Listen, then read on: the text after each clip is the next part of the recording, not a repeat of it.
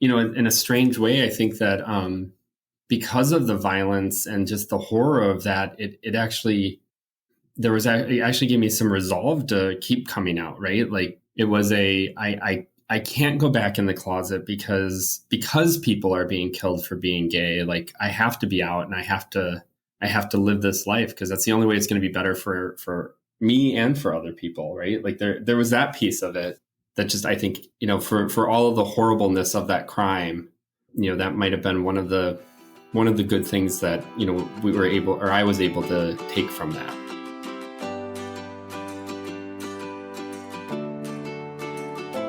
Welcome to Deep Dive with me, Sean C. Fettig.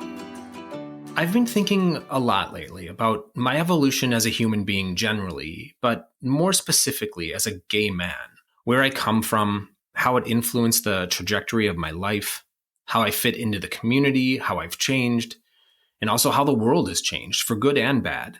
And what does that mean for my future as a gay man, as a queer person? And I thought it would be interesting to talk to some friends of mine who might be in the same boat, gay men in our 40s.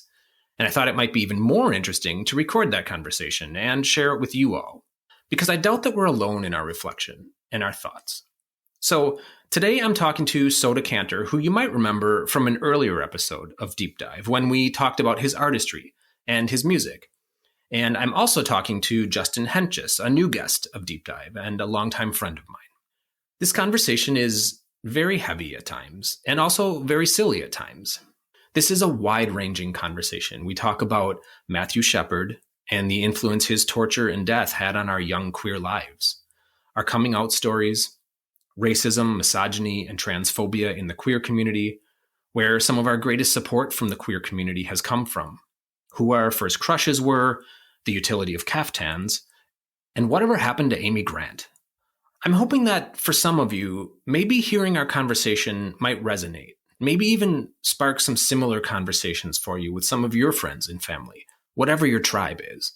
And if you feel alone in these thoughts and in your world, hopefully we, Justin, Soda, and I, can be a kind of proxy in some small way for the things you consider and you reflect on. In this time that we're living through, when the world can actually be particularly dangerous and scary, I think it's important to make concerted efforts to reach out to each other, to share our stories, to be a support when we can, and to ask for support when we need it. And so I truly believe that conversations like this today, outside of our heads, can be unifying and empowering and remind us that even if and when we feel lonely, we're not alone. I want to note, we do talk about violence that's being committed against the queer community in this conversation, and it was recorded before the shooting at Club Q in Colorado Springs. If you like this episode or any episode, please feel free to give it a like on your favorite podcast platform and or subscribe to the podcast on YouTube. And as always, if you have any thoughts, questions, or comments, please feel free to email me at deepdivewithsean@gmail.com. Let's do a deep dive.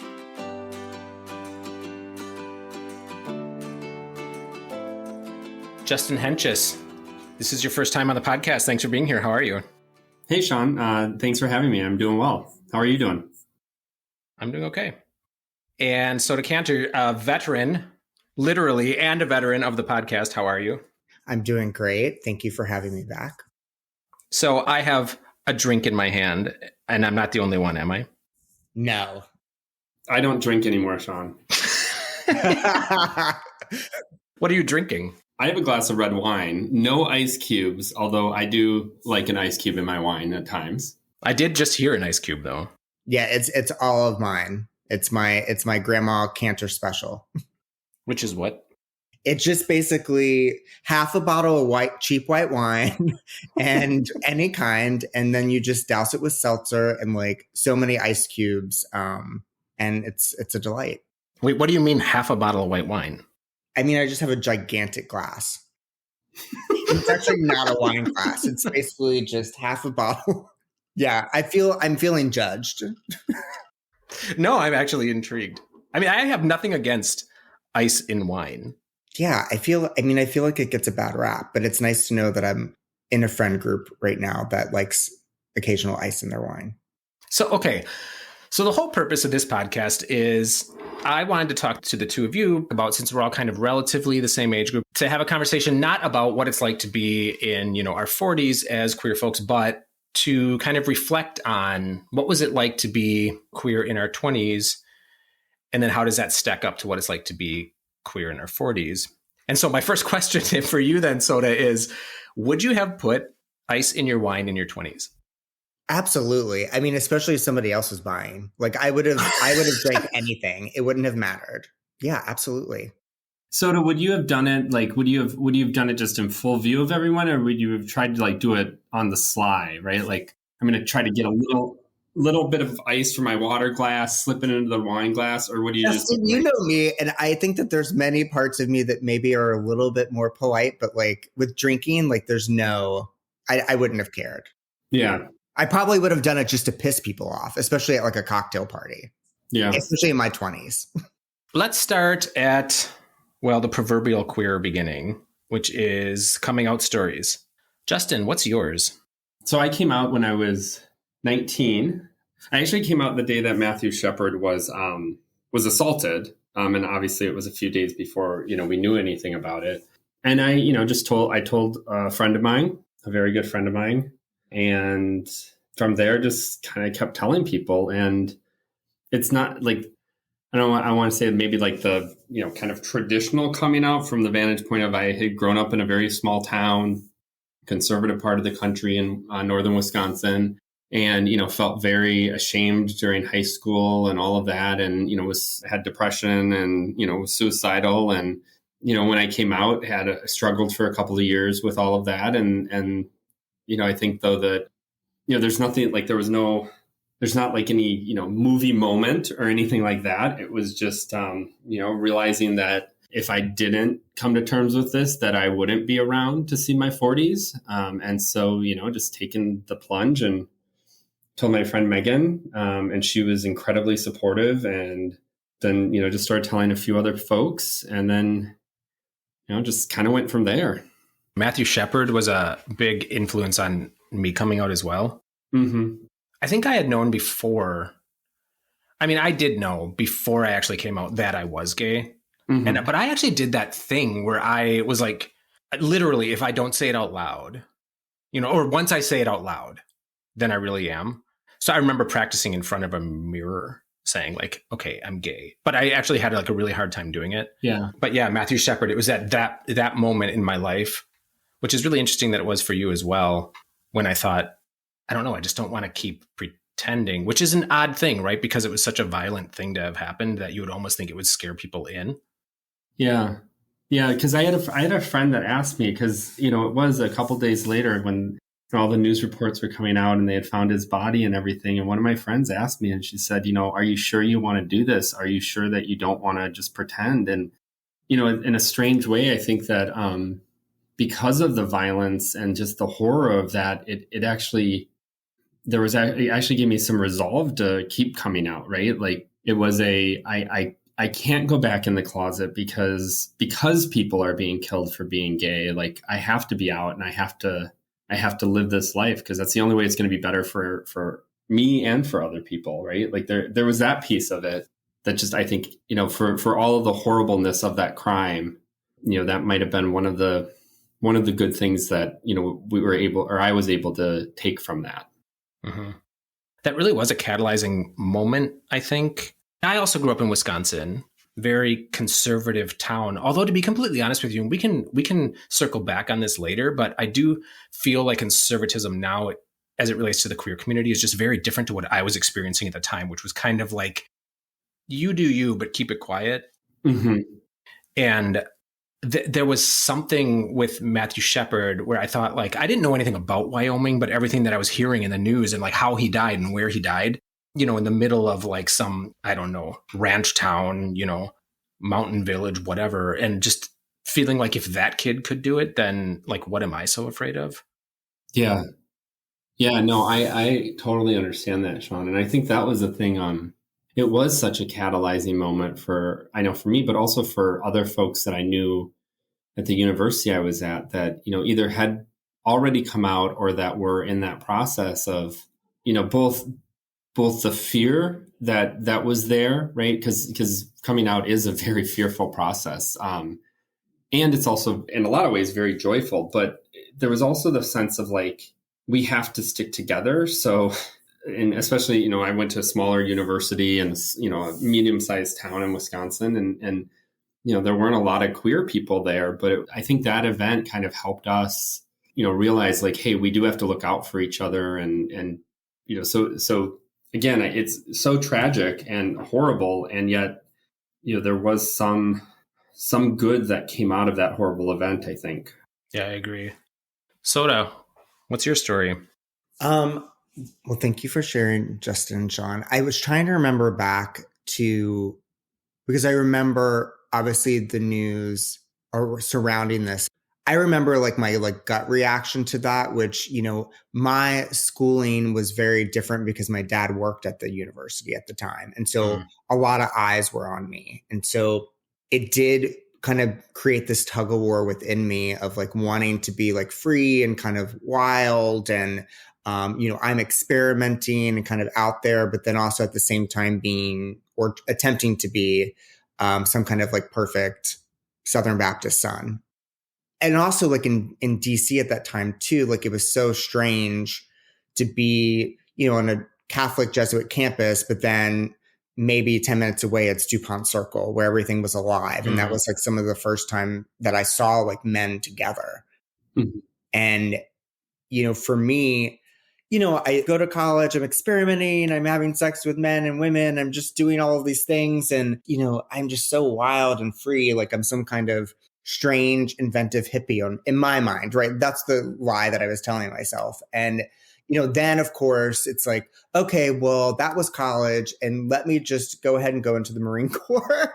And so, and then it's during Don't Ask, Don't Tell. And there's that experience. And that was just basically like, a pressure cooker for me because of being under the scrutiny, trying to prove my manhood and all of these things. And, when I came out, obviously to my parents after I exited the Marine Corps, honorable discharge. I did not get discharged because of my sexuality.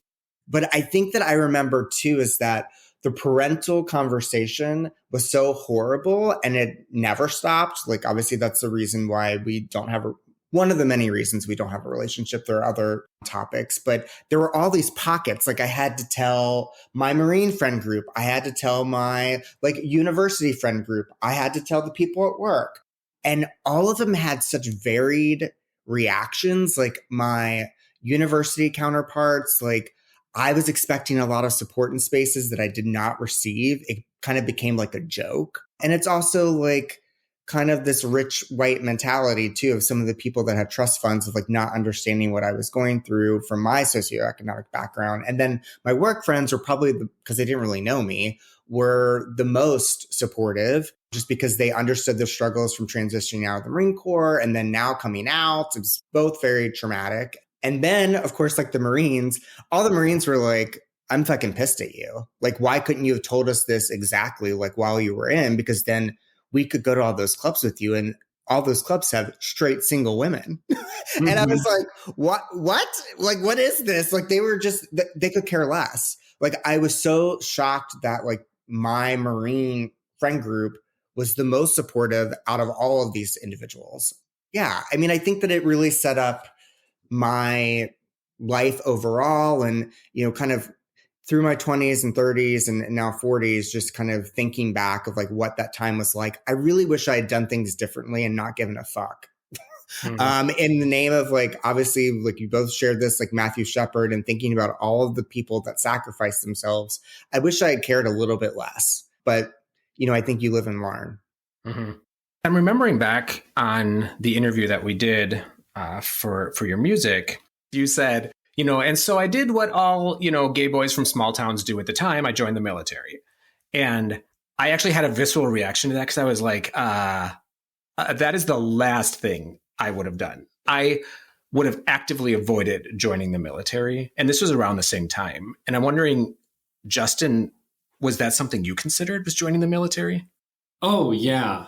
You did? Yeah. Oh, totally. Yeah. I know I would not have been able to be a Marine because my dad was a Marine. And I remember at some point in time when growing up, and he said, something to the effect of, if you're going to be in the military, that's fine, but you're not going to be a Marine.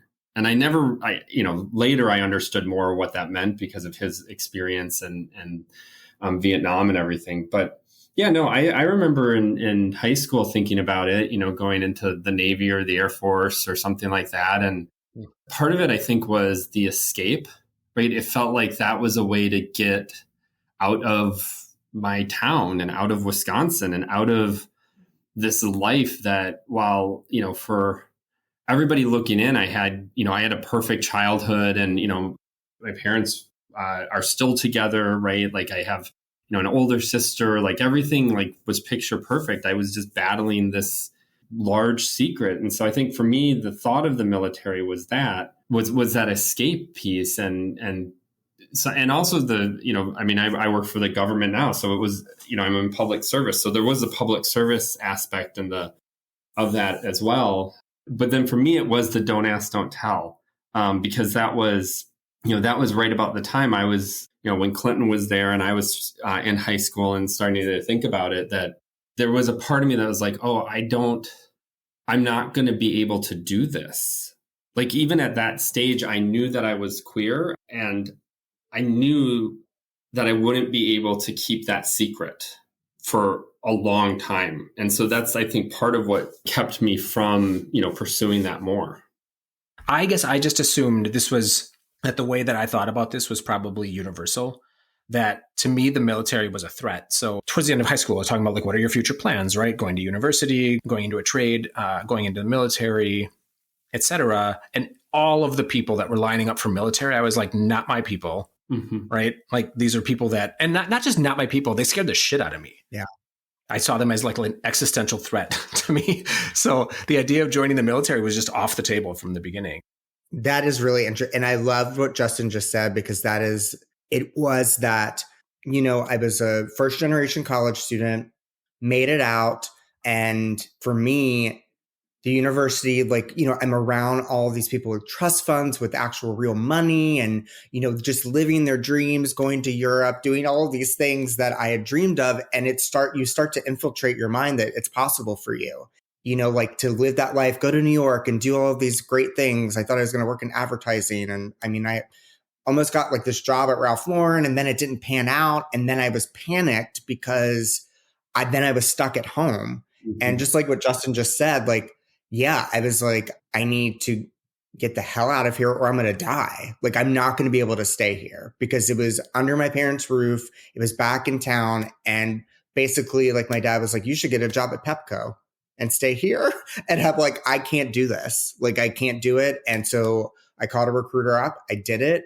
And it was under, I was playing a very dangerous game. Like, don't ask, don't tell. My time in the Marine Corps, I loved the experience, but I was exploring my sexuality, like going out, doing all the things, but then also like getting up the next day at 4:30 in the morning to PT and do all of the stuff. But for me, it was like a way out. I will always say that the Marine Corps saved my life. And I think that it saved my queer life. I know you've talked about this, Soda, previously, but I still want to hear it. But let's start, Justin, with you. How did you tell your family, and how did they respond? Well, so I told my sister first. So my sister is 8 years older than I am. I was home. So I came out in October to my friends at college. And then the next summer I was home. And this would have been between my sophomore and junior year of college. And I was home, and I called my sister because I was going to tell my parents on Independence Day. I wanted to tell her first. Just this story, like, hello, queer, right? Because I was listening to Martina McBride. Oh my God, please play it in the background, Sean. Go on, Justin. I can't, licensing, but Martina, if you're listening. Over and over and over. And I was psyching myself up, and I called her. And wait, Martina or your sister? Oh my God, if I was calling Martina, that would have been, I would not be sitting here on the phone with you all. No, I called my sister and I said, I have something to tell you. And I don't exactly remember the words I used with her, but how I said it. But I said, I told her I was gay, and she started to cry, and she said, "I love you." And then I lost it. Like, at that point, I just lost my mind, right? Because that was not she was very supportive. She was very, very worried for me. She was very worried about how my parents would react. And, was I prepared? She asked me questions about like, was I prepared to be able to, go back to school, and how was I going to support myself on the job I had, and, all of that kind of stuff. She was like, what happens if mom and dad aren't supportive? And so I got actually mad at her because I was like, wait a second, today is July 3rd. I'm telling you, you're telling me all of these things. Tomorrow's July 4th. I have to tell mom and dad on Independence Day because that's the plan. And Martina's singing a song about it. Like, come on. But I didn't tell them. I waited.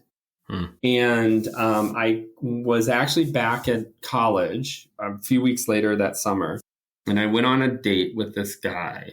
And, this was like, because in high school, I didn't date. Like I went out, but it was fake, right? It was the show that you put on, right? The first couple dates I ever went on, like every single one, I was like, oh my God, this is going to be the person I marry, right? I was going through like the teenage, 12-year-old experience, but I was in my 20s. So I went on this date with this guy and it was horrible. And all I could think about was like, I really want to call my mom and tell her I was on a bad date. And so the next morning I got up and I drove back to my parents' house, which was about 3 hours away. Showed up unannounced. My dad had already gone to work. My mom was home.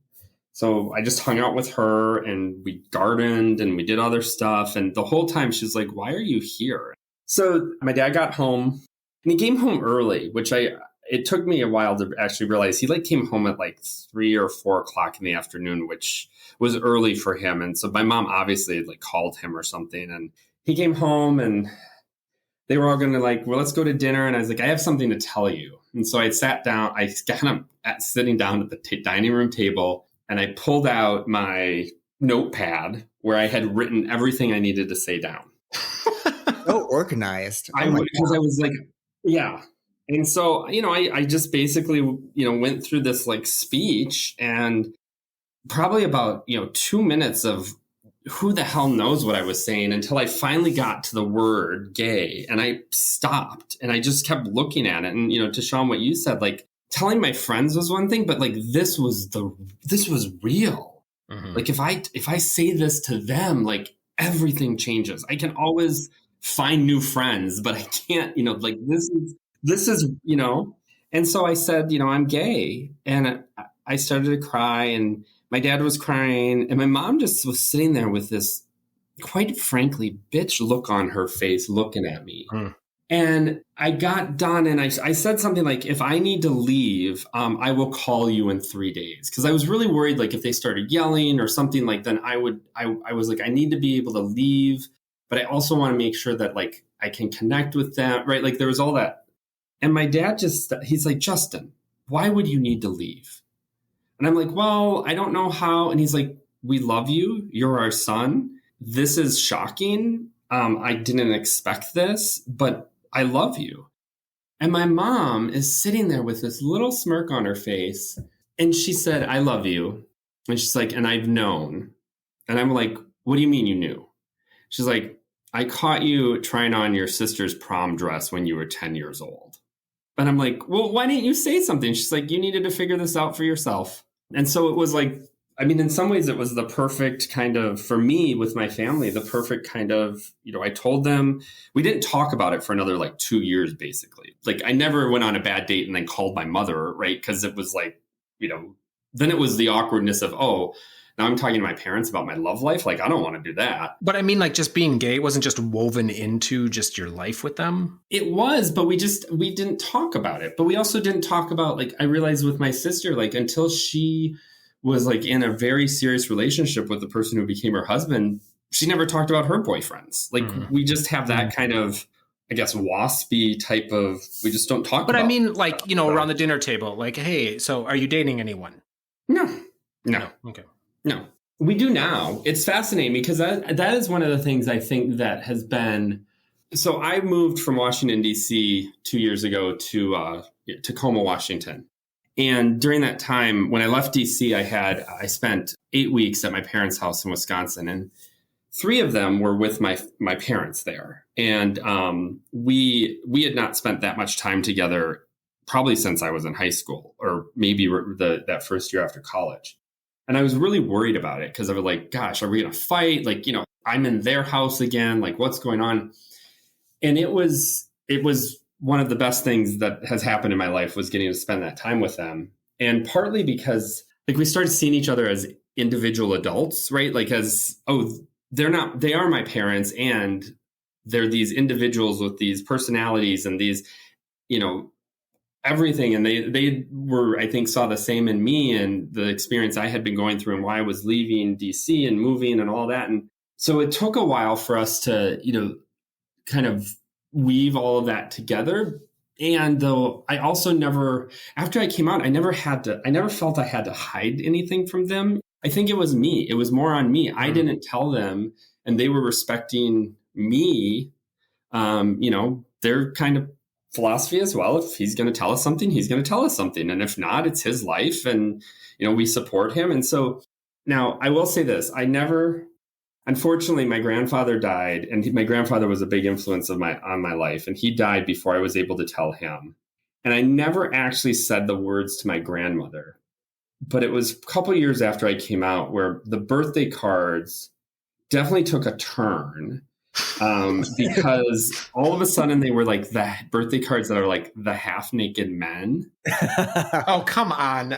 Just seriously. And I'm like, I called my mom. I'm like, did you tell grandma? And she's like, no. She's like, that's your thing to tell. It's, you, when you're comfortable. I'm like, grandma is sending me birthday cards of half naked men.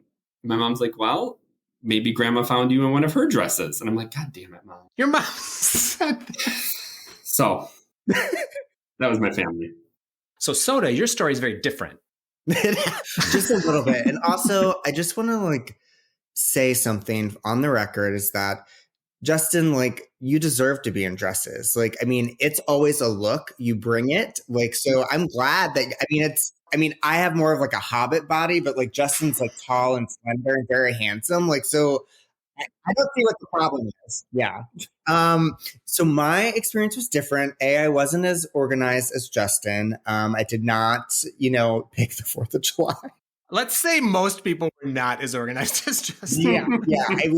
I did not have a notebook. When I was living in DC, I had my sort of first boyfriend, which, really bad taste in men. And thought that this was after, I transitioned out of the Marine Corps, the law couldn't come after me. And so I decided to drive home.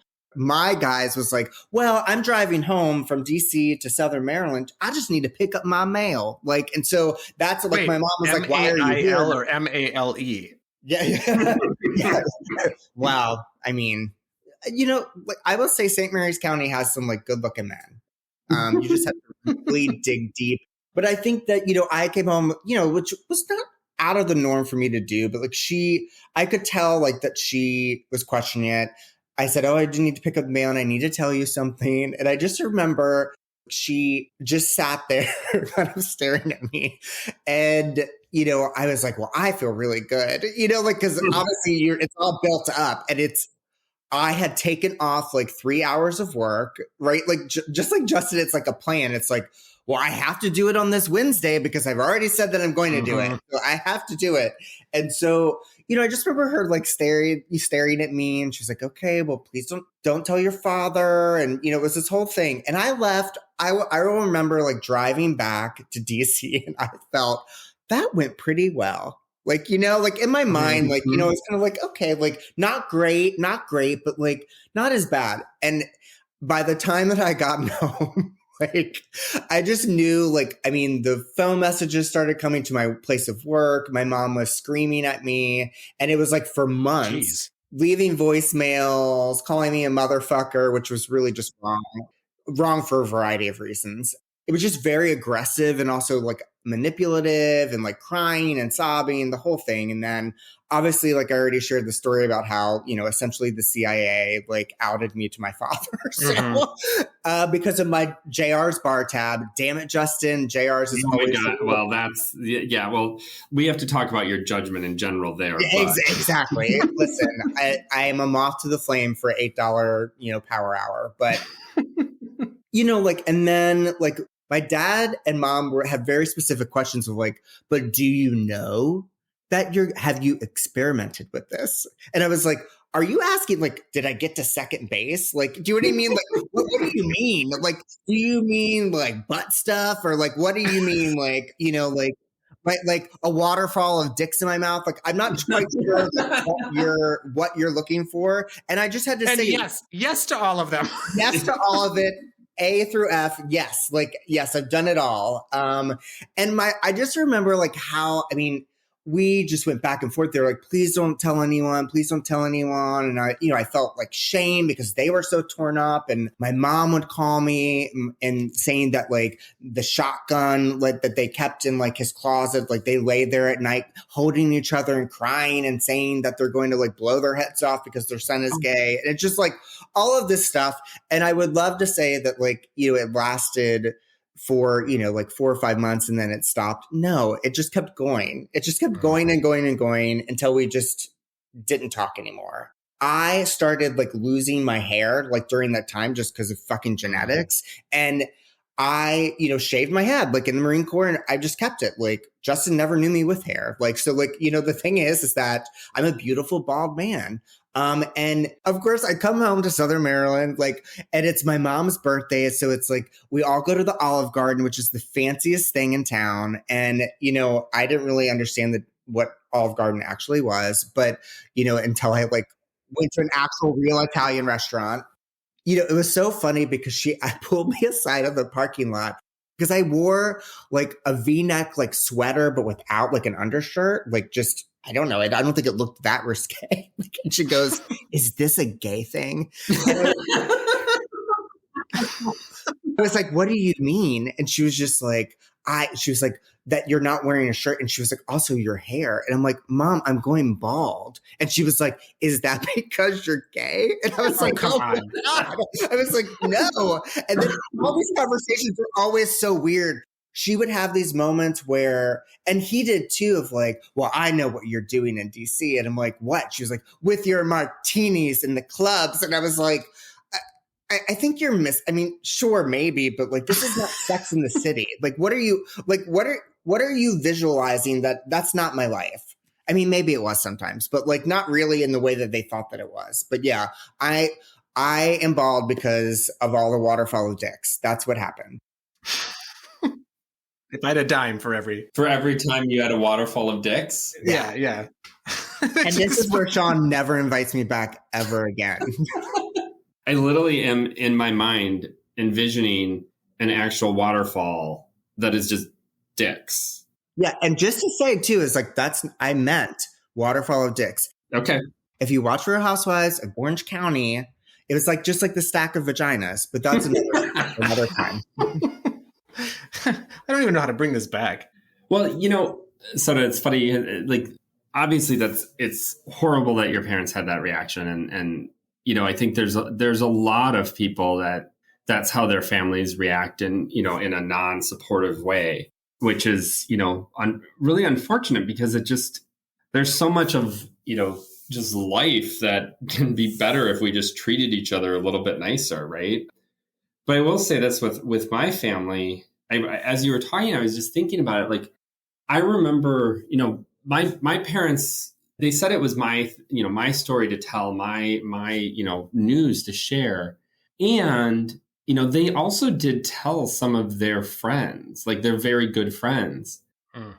And at first, because somebody came up to me in a wedding and said, oh, how are you doing? I'm like, oh, I'm fine. And they're like, oh, any news? And I'm like, no, everything's good. And they're like, oh, your dad said you were gay. And I'm like, what?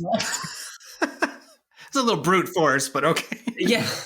But it was funny because like at the time I was like, oh, why are they telling people? And then now I look back on it and it is kind of there were signals that I don't think I knew at the time that they were supportive, right? That they were, in my corner cheering me on. It just was the very northern Midwest, like, silent way of doing it. Which I wish everybody had more of that experience because it, just having this family support. Because I think that was, that probably in the end, coming out and then actually having support around me was probably what helped, get me through my mental health issues that I was undergoing and probably is what saved my life. Like with Soda, it was the Marine Corps. For me, it was, I think, having that support network that I didn't even really know was there at the time. I was probably too naive or too not, too wrapped up in my own crap to actually see it happening. But as I look back, it definitely was there. This makes me think of something else. I am increasingly grateful for my upbringing in a way that I wasn't when I didn't live on the coast. And that's because, so like when I moved to Milwaukee, which I'm sure to, anyone in, like New York, Chicago, LA, Miami is a backwater, but it was a big city to me. Mm-hmm. So when I moved to Milwaukee and then, started spending much more time in like Chicago, I would hang around with like queer folks and think, I finally arrived. I'm with my people, but, they were constantly calling me out like I wasn't using the right language, or, I didn't know how to talk about being gay, or, was queer the appropriate word to use or not.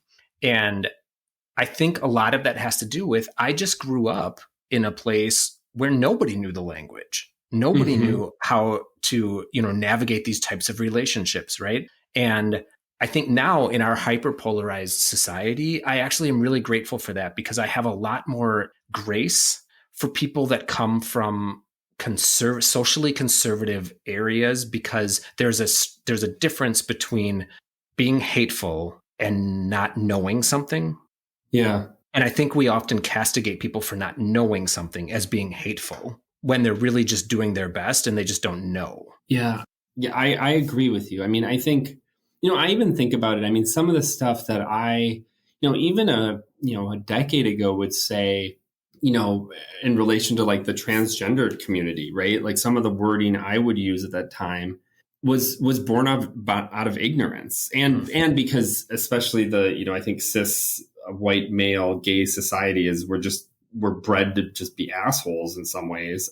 I like that idea of there's the hatefulness that is out there, right? There's the people that are, willfully ignorant who, say things. And then when they're told that they, what it means to somebody or the impact it has, they don't care. Like those people, I think in some ways are beyond what I will deal with, because I am, right? I'm still learning at this age, right? Like I'm almost 44 and there's still stuff that I'm learning about being in the queer community. And I think you made a really good point that if you're hateful because of, you're just hateful or you have a willful ignorance, like that's really hard. But if it's, you just didn't know, you didn't grow up with people that, were queer, you didn't grow up with people from different races. And so like you're learning that. And if you're willing to learn that, those are the people I think that I want to actually engage with, because you can have a conversation. You'll learn something from it. They'll learn something, and I would learn something from it as well. So I agree with that. So this is a good segue, and I think you even mentioned this a little bit. So the gay male community, especially the white gay male community, can be particularly harsh. We eat our own. And I guess I'm wondering how that's informed how you kind of interact with the community, how you fit into the community, how you feel about yourself, or how you've kind of approached your own development as a queer person. Oh my gosh. Can I have like a 5-minute like drink break before I get Justin and I have been part of very specific communities. Like that's how we know each other. In DC. And I think that looking back, like I don't really have, apart from the folks that I'm talking to right now, I don't have a lot of like male, like gay friends, like in my life. And I think that for me, there's like different pockets, right? Like I think, like in my 20s, slut shame for hooking up too much or whatever it might be, as people do like in their 20s, like by male members of the gay community. Like, and then in my 30s, like kind of in this community that Justin and I were a part of, looking back, like we were part of a football league. And I don't, maybe Justin disagree. Like I look back at that time, and obviously that's how I met Justin. That's how I met my husband. And there are a lot of other people that were wonderful. Looking back though, like it was just so ruthless. And, in my 20s, like I was not pretty enough. too short, like, like too fat, whatever. And then in my 30s, too old, too short, right? Like not athletic enough. Like it was just, you just could never win. And I felt like it was so universal that's why I was drawn to be friends with Justin in the first place, because he was just more accepting, right? And a little bit more like open-hearted. And I feel like I've never quite found my place in the queer community in the way that I would like to. Like, I found it more vicious, and maybe it's because of my own approach. Like, but it also in turn like made me mean. Like had also been mean to people in different pockets because of what I was taught, or what, I was like survival of the fittest. And looking and kind of talking to younger queer people, like they're different, maybe similar, but also very different experiences too, where there's just a little bit more understanding or willingness to be wrong and self-correct, and a little bit more body positivity. I love my body. Like there's nothing wrong with it. It is what it is. And I'm proud of it. But like, I was just taught to like always want to, especially by gay men, like to find ways, like, to seek something else, right? Like it was just always like somebody was more gorgeous, or somebody was hotter, or somebody was better. I just could never win.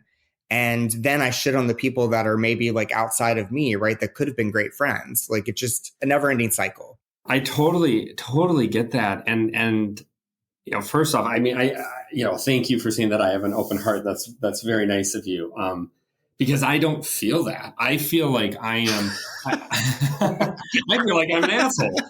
No, but I feel like, I to what, you said, so I think that I'm suspicious of any gay man. Yeah.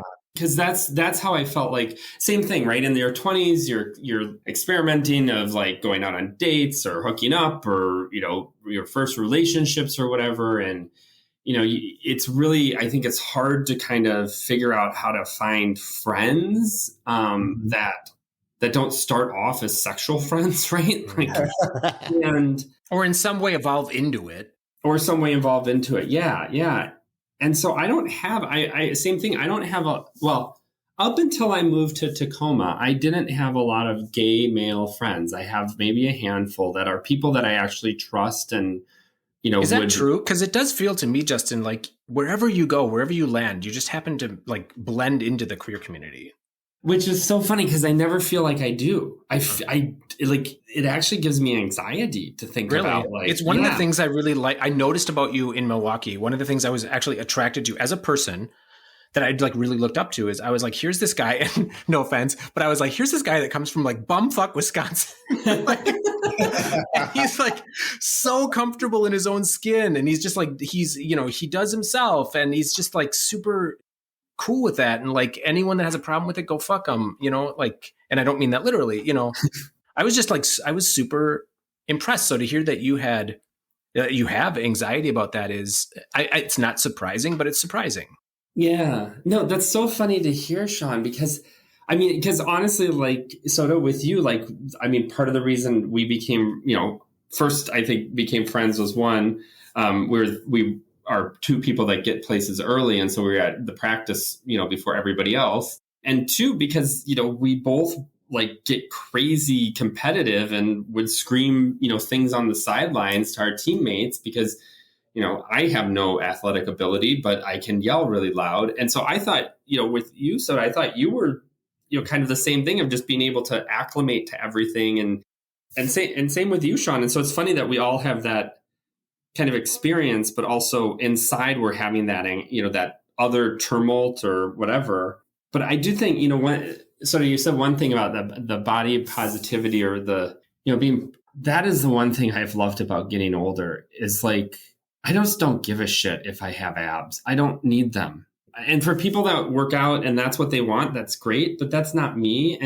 And like to be comfortable like that, I just think is one of the things that I've really enjoyed about like being out of my 20s and 30s is like, well, I'm in my 40s. I'm supposed to have a dad bod now, right? Like, so here it is. Soda, do you agree with that? I do. I think that for me, I do work out, like I run, I lift weights, I do all the things, but I do it for me, and I do it to be stronger And because I actually enjoy it, I'm not going to some fancy ass gym, like wearing like ridiculous tank tops and like winking at people or whatever happened.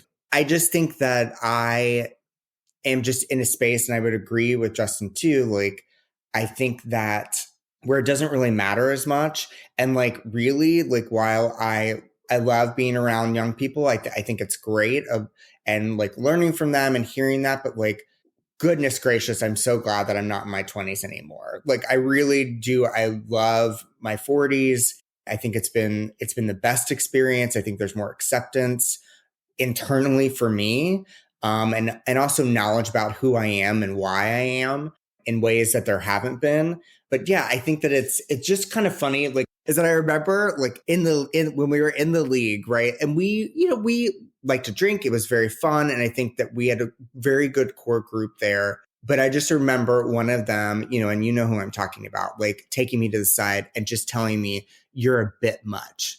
And I was like, get in line, buddy. I've always been a bit much. Like, it's not about here. Like, this is just who I am. But it's, if you don't conform into certain ways, like people have a hard time accepting it. And I also think that by not conforming to it as well into their ideals, I think it makes them uncomfortable. Because then if it's like Justin, like you and I too, I think we made other people uncomfortable by doing things that were a little like ridiculous and kind of making fun of football. Yeah.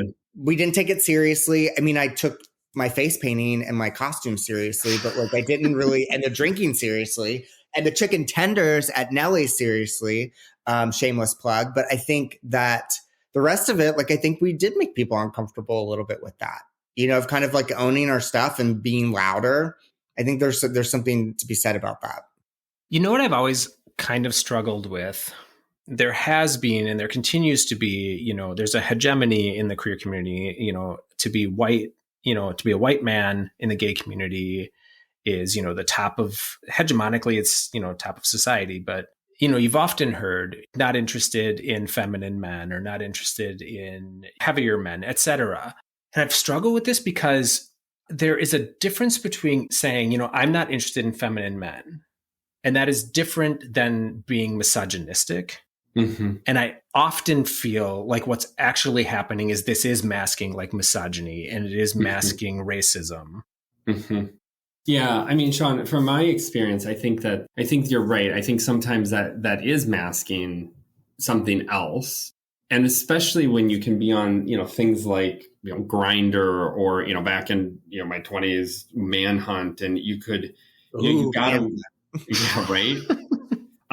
You were on these platforms where you could just say things like, not into whatever you weren't into, and people were okay with that, right? Like, oh, I'm okay if this person only wants people that are, 6 foot and 175 pounds. Like, oh, well, that's okay, right? Like, there was just it was almost like the shopping aspect of it. Like, oh, I'm out shopping for my perfect shirt. And at the same time, what I find funny is like, I do know people, I have acquaintances who, are work out all the time and are very into, what they look like. And I'm very happy for them because that makes them happy, right? Like, I've gotten to the point now where I'm like, if that's what makes them happy, that's great. And here's what makes me happy. So if we're going to be in a friendship, or, you have to accept that that I'm going to be this way. I'm going to accept that you're going to be that way. Right. Like I think in my 20s, 30s, it was much more, I have to conform. I either have to conform to something that I'm not, or, so to your point, I have to be a little bit extra because that's how you get the attention. That's how you get the space to just be. So yeah, I do think that there's a piece of it though, that is masking something. And, quite frankly, like, I'll be real clear, like, I wear caftans, some would call them muumuus, like in warm weather at my house, out on the deck, right? Like having a glass of wine and a caftan, like, that's fucking fabulous. Like, I don't think that makes me any less of a man. And it actually makes me happy. So like, we can just let people do that stuff. I don't know.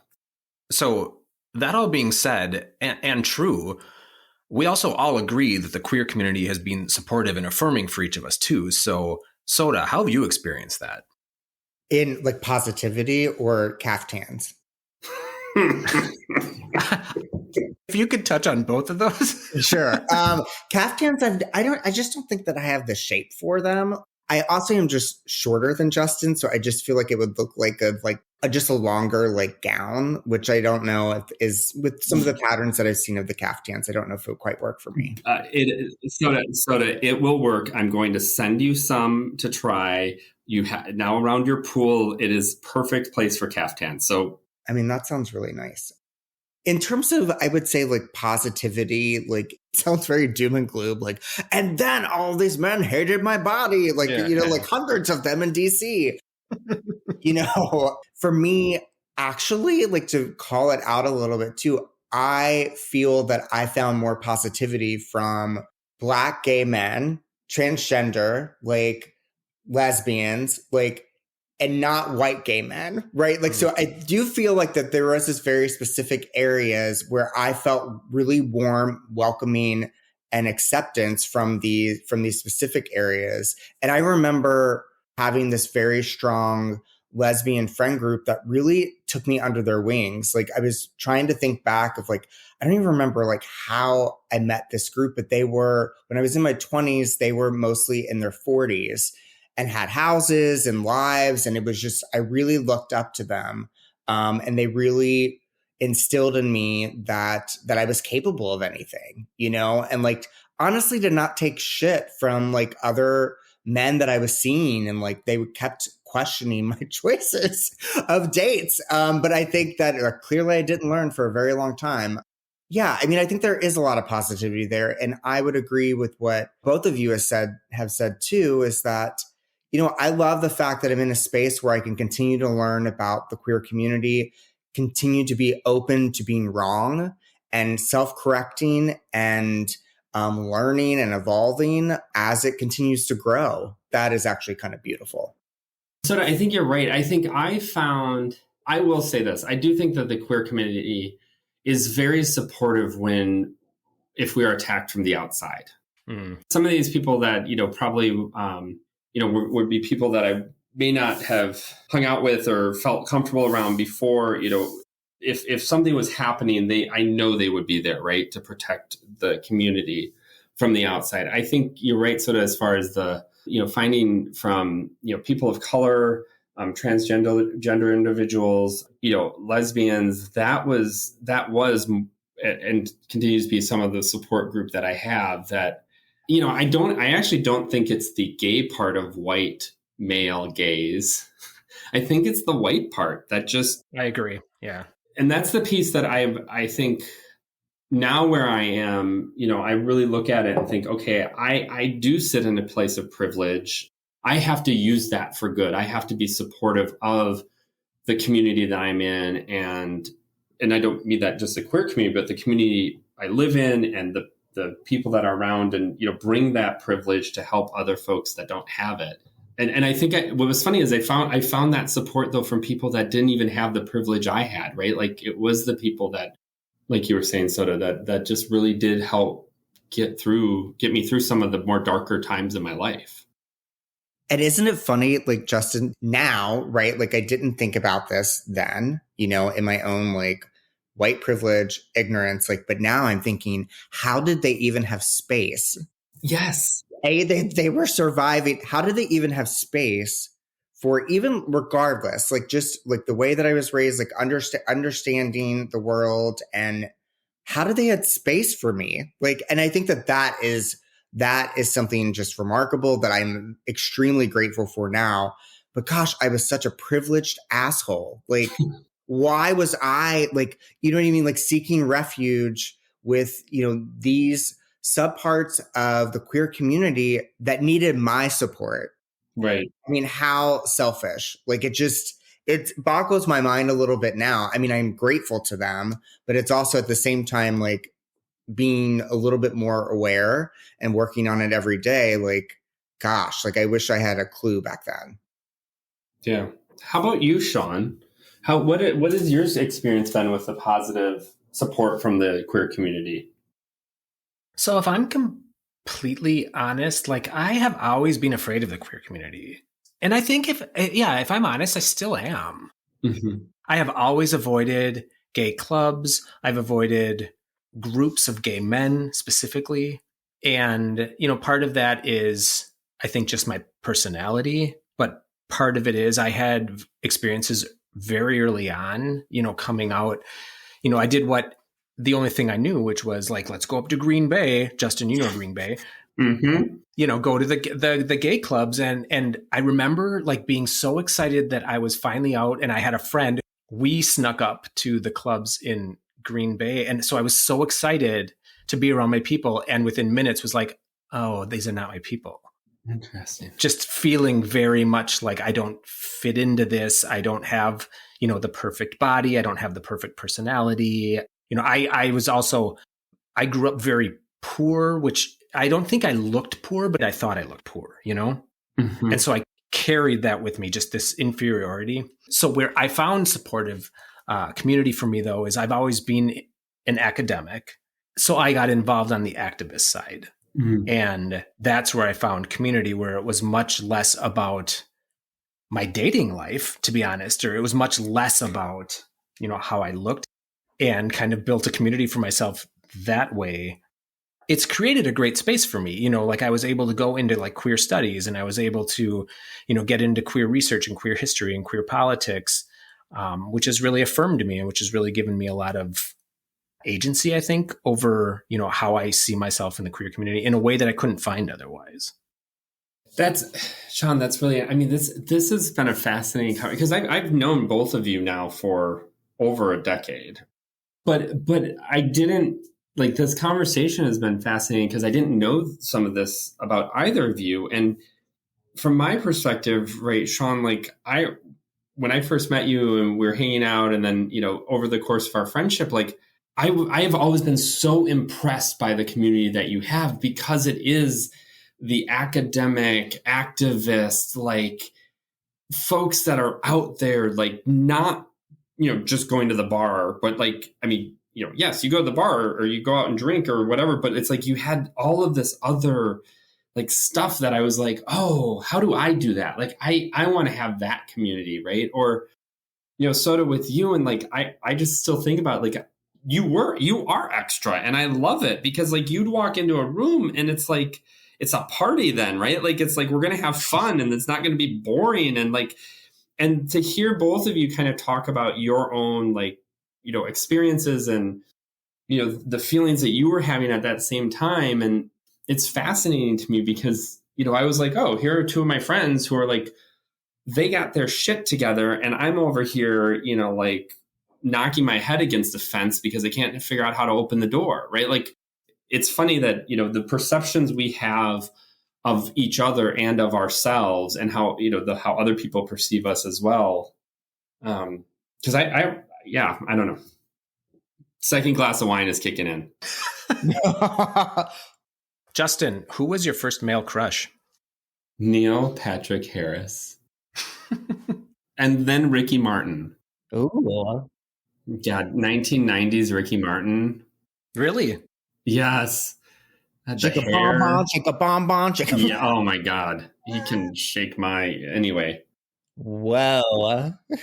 But NPH, I remember watching Doogie Howser and thinking, like, not knowing, right, like what was going on, because I was, not quite aware, but just being like, I really want to have a computer where I type my journal. I want to be a doctor. I hate the sight of blood. And I want Doogie to be my friend, and we're going to cuddle. In scrubs. Yeah. Exactly. Soda? Conway Twitty. I think that it was definitely like Conway Twitty, Kenny Rogers. No kidding. And Randy Travis.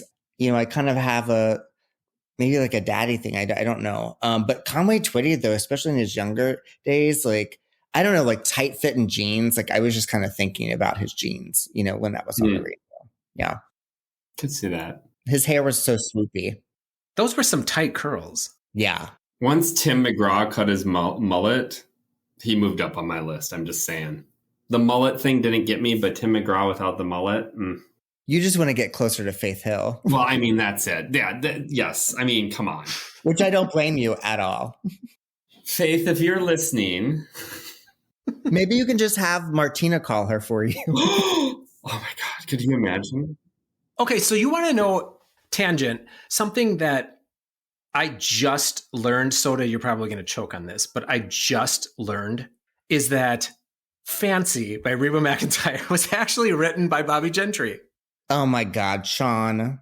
You know why? Because we were at an estate sale yesterday, came across Bobby Gentry album. And I was like, oh my gosh, Soda Canter mentioned this and I've never really listened to her music. So I bought it. Wait a minute, did you buy the Fancy album? Yes. Oh my God, it's so good. $2. Okay, you need to look that up too, because like those are hard to come by. That is an excellent album. It is. It's really good. It's very good. Yeah. Sean, if it makes you feel any better, I was this moment old when I learned that. So you should listen to it. It was 1967.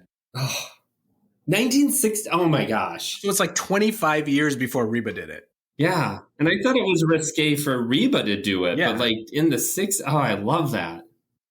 All right. So speaking of music, what is a song or band that you were really into in your 20s that has not held up over the years?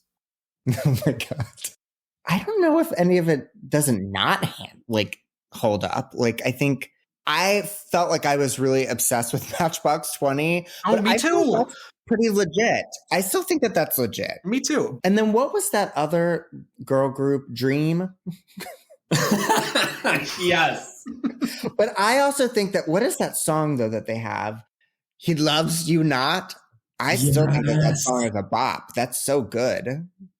And Mr. Telephone Man, that's really weird, like Dream and Matchbox 20. But anyway, I pass on to the next person, please. Justin. Well, so I basically stopped listening to new music when I was like 15, according to all of my friends, because most of the things that I listen to on a regular basis are from the 80s and 90s. So, but I would say that one of my favorite songs my senior year of high school, I think, was Chumbawamba Tub. Oh, that's on my list. And it's still, if it comes on, I still am like right there, like, yes. And then the whole time I'm like, this is horrible. Why am I excited about this? Do you mean horribly good? Yes, horrible in the good way. You know who else? Aqua. Oh, Barbie Girl. Like to this day, I'm still like, that song comes on, I'm like, this is the dumbest fucking song. And I'm still dancing. Yep. So I guess, yeah, I don't know. Where does that fall? Where if like, has it held up? Has it not? Like it clearly has not held up, but it still means something. Yeah. Because the feeling is there. Because I think that anytime that you hear the songs, like I remember even just like recently, like my nephews like overheard like our like 90s Spotify list or whatever that was like some playlist. And I just remember they were like, this music is so bad. Like, but for us, like it's so nostalgic and it feels good. And you remember where you were and it just brings up so many great memories. So I don't know. I think if it still invokes a feeling for you, I think it's good. I will say this, that I did have a period where I pretended I liked grunge and metal much more than I do. Whoa. Oh, I loved grunge. No. And I appreciate the musical value, I appreciate all of it, right? But I pretended, I don't even know. I think I was a freshman in high school and I pretended that I was into like the grunge scene and really like metal bands. And I remember somebody was talking to me about Led Zeppelin and I like had a full-on conversation with them about Led Zeppelin, having never heard an actual Led Zeppelin song. Again, this was also the like trying to fit in my community, in the town I grew up with. Like everybody's doing this. Well, I shouldn't be blasting Amy Grant, I guess, because everybody's listening to listen. I don't know. Anyway, she is awesome. I love Amy Grant. She's somebody else who got really fucked over for trying something new. Yeah. Yeah. And she like conformed back. Although this is a whole other podcast because she has been very, though, supportive of the queer community in ways that I didn't even know until recently. I guess I don't know either. Yeah. Like because of the persona that is what we think of, right? Like, anyway, so. The Christian persona is what you're talking about. Yeah. All right. Final question. What's something interesting you've been reading, watching, listening to, or doing lately? And it doesn't have to be related to this topic, but it can be. I've been watching and also hating myself for watching Tell Me Lies, which is on Hulu. I love this show and I love the writing because it basically it transports me back. We've talked about like the 2000s. It's kind of around this time of a group of college students. If you have not watched it, you should. They're all horrible. And basically, I am every single one of these people. And so I love watching it, but I also hate myself. And it brings up a lot of really like deep-seated things about my university experience in the most delightful ways. I haven't even heard of it. Have you, Justin? I have not, but it's definitely on the list now. I will say that everybody is like attractive and like they definitely hype up like the 2000s in ways that it did not look like people did not look like that. It's a little bit more glammed up in places than what it actually was to actually live through it, but you should definitely look it up. It has twists and turns, and these people are horrendous. Okay. Tell Me Lies. Justin. Well, I am anxiously waiting the next installment of Morgantown Blues that I hope to receive soon from my friend Soda Canter. And I'm actually, some friends of mine at work and I have been doing some reading of various different books. And one of the ones we're reading right now is called After the Ecstasy, the Laundry, which is all about like, after you hit your Zen moment, like how do you keep like that going in your life? And I've really been doing a lot of like that type of reading of what is our kind of purpose for being on the earth, and the whole spiritualism around yoga and that type of thing, and getting kind of into that, which has been fun because it's so different than kind of my upbringing in Catholicism, and yet also very strangely related. But yeah, so it's a great book. Gosh darn it, Justin. Like I'm telling you my Hulu show and you have to do that. Ugh. Well, okay. But I'm also rewatching like The Expanse for the, I don't know, 6th time because, okay, this is after all of our conversations about like people's bodies, like there's a superficial reason they are attractive and it's space. Okay, way to redeem yourself. That's good. I mean, I like the other stuff too. Like it was nice, but it's just like, gosh, Justin, yeah, you're so smart and so perfect. Whatever. All right, you two. Soda Canter, thanks for being here again. I really enjoyed it. Thank you so much. Loved it. And Justin Hentges, you're no longer a virgin to the podcast. Thanks for being here. Oh, I finally got to pop this cherry. Thanks, Sean. I feel like I set you up for the worst outro. But hey, you took a swing at it, so. I did. That's how I want to be remembered. Oh my God.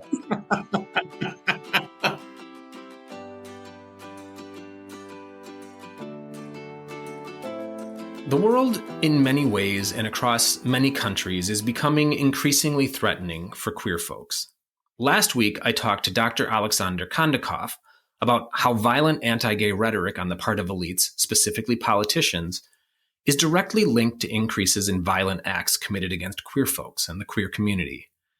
In the United States, this type of violent crime is on the rise, and it comes at a time when some political elites, particularly Republicans, have taken direct rhetorical and legislative aim at queer people. In this environment, it's tempting to seek shelter, to hide. I wrestle with this, to just keep my head down and get through life. And if that means I have to keep some things hidden or avoid being my full self in certain places, so be it. But in fact, that's the very intent of this type of anti-gay rhetoric and legislation, to make us all so afraid and anxious that we either conform, hide, or die. The only remedy is to summon courage and stand in the face of it, knowing full well that some of us will fall. We will not all get out of this alive. We're dying every day, to be sure, directly through physical violence committed against us, and indirectly through depression and shame. But we all lose if we hide. One thing that we can do to make it bearable is to be our true selves in the face of forces intent on disappearing us, to show each other that we see each other, that we hear each other, that we have each other's backs. We are not as alone as they would like us to feel. You, queer kid in Florida, needing to talk to someone, but knowing that anything you say to anyone at your school will be reported, that you don't control your own story anymore. You, parent in Texas, struggling with the decision to take your trans child to the doctor and fearful that you'll be reported to the state for child abuse if you do it. You, budding drag queen in rural North Dakota, afraid to be out after dark. You, little Mormon lesbian with a crush on a girl at your church but afraid of excommunication.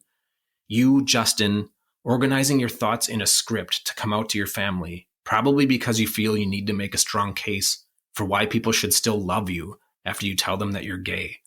You, Soda, keeping a secret from some of your closest buddies in the military because maybe the government will dishonorably discharge you, humiliate you, if they knew you were gay.